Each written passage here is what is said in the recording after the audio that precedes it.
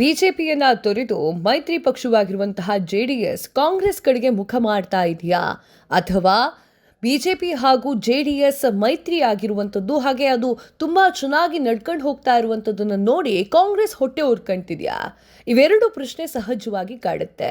ಯಾಕೆ ಈ ಮಾತನ್ನ ಹೇಳ್ತಾ ಇದ್ದೀನಿ ಅಂತಂದ್ರೆ, ಹಿಂದೊಮ್ಮೆ ಕಾಂಗ್ರೆಸ್ ಅಧಿಕಾರದಲ್ಲಿ ಇದ್ದಾಗ HD ದೇವೇಗೌಡರಿಗೆ ಕೊಟ್ಟಿರುವಂತಹ ಗನ್ ಮ್ಯಾನ್ ಗಳನ್ನ ವಾಪಸ್ ತೆಗೆದುಕೊಳ್ಳುತ್ತೆ. ಆದ್ರೆ ಇವತ್ತು 1.25 ಕೋಟಿ ರೂಪಾಯಿಯ ಒಂದು ಕಾರನ್ನ ಸರ್ಕಾರದ ವತಿಯಿಂದ ದೇವೇಗೌಡರಿಗೆ ನೀಡಲಿಕ್ಕೆ ಒಪ್ಪಿಗೆಯನ್ನು ಕೊಡುತ್ತೆ. ಈ ಒಂದು ವಿಚಾರ ಈಗ ಅನುಮಾನಗಳನ್ನ ಹುಟ್ಟು ಹಾಕಿದೆ. ದೇವೇಗೌಡರು ಈ ಹಿಂದೆ ಗನ್ ಮ್ಯಾನ್ಗಳನ್ನ ಇಟ್ಟುಕೊಂಡಿದ್ರು. ಯಾಕೆ? ಮಾಜಿ ಪ್ರಧಾನಿಯಾದವರು ಹಾಗೆ ಮಾಜಿ ಮುಖ್ಯಮಂತ್ರಿ ಆದವರು. ಸೊ ಆ ಒಂದು ಕಾರಣಕ್ಕಾಗಿ ಸರ್ಕಾರ ಅದನ್ನೆಲ್ಲವನ್ನೂ ಕೂಡ ಪ್ರೊವೈಡ್ ಮಾಡಬೇಕಾಗಿತ್ತು.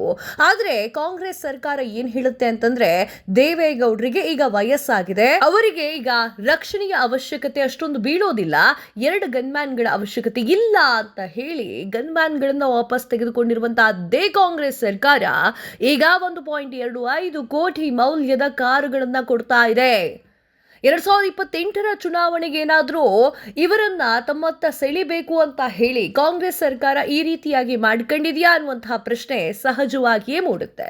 ಎಲ್ಲೋ ಒಂದ್ ಕಡೆ ಕಾಂಗ್ರೆಸ್ಗೂ ಅನ್ಸಿದೆ, ಜೆಡಿಎಸ್ ಹಾಗೂ ಬಿಜೆಪಿ ಎರಡು ಮೈತ್ರಿ ಹಾಕೊಂಡು ಒಕ್ಕಲಿಗರ ಮತವನ್ನ ಸೆಳ್ಕೊಳ್ತಾ ಇದ್ದಾರೆ, ಅವ್ರು ಇನ್ನೂ ತುಂಬಾ ಆಪ್ತರಾಗ್ತಾ ಇದ್ದ ಹಾಗೆ ಒಕ್ಕಲಿಗರ ಓಟು ಅವರತ್ತ ಹೋಗುತ್ತೆ. ಆ ಒಂದು ಕಾರಣಕ್ಕಾಗಿ ಒಕ್ಕಲಿಗರ ಓಟು ಸಂಪೂರ್ಣವಾಗಿ ನನಗೇ ಬರಬೇಕು ಅನ್ನುವಂತಹ ದೃಷ್ಟಿಯಿಂದ ಕಾಂಗ್ರೆಸ್ ಈ ರೀತಿಯಾಗಿರುವಂತಹ ಡಿಸಿಷನ್ ಅನ್ನು ಕೂಡ ತೆಗೆದುಕೊಂಡಿರಬಹುದು.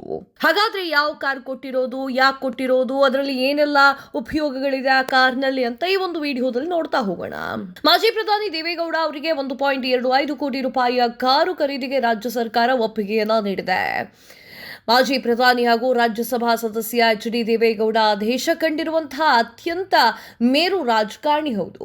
ಕರ್ನಾಟಕ ಮುಖ್ಯಮಂತ್ರಿಯಾಗಿ ದೇಶದ ಪ್ರಧಾನಿಯಾಗಿ ಸೇವೆ ಸಲ್ಲಿಸಿರುವಂತಹ ದೇವೇಗೌಡರು ತಮ್ಮ 92ನೇ ಇಳಿ ವಯಸ್ಸಿನಲ್ಲೂ ಕೂಡ ರಾಜಕೀಯದಲ್ಲಿ ಎಟ್ ಪ್ರೆಸೆಂಟ್ ಕೂಡ ಸಕ್ರಿಯರಾಗಿದ್ದಾರೆ.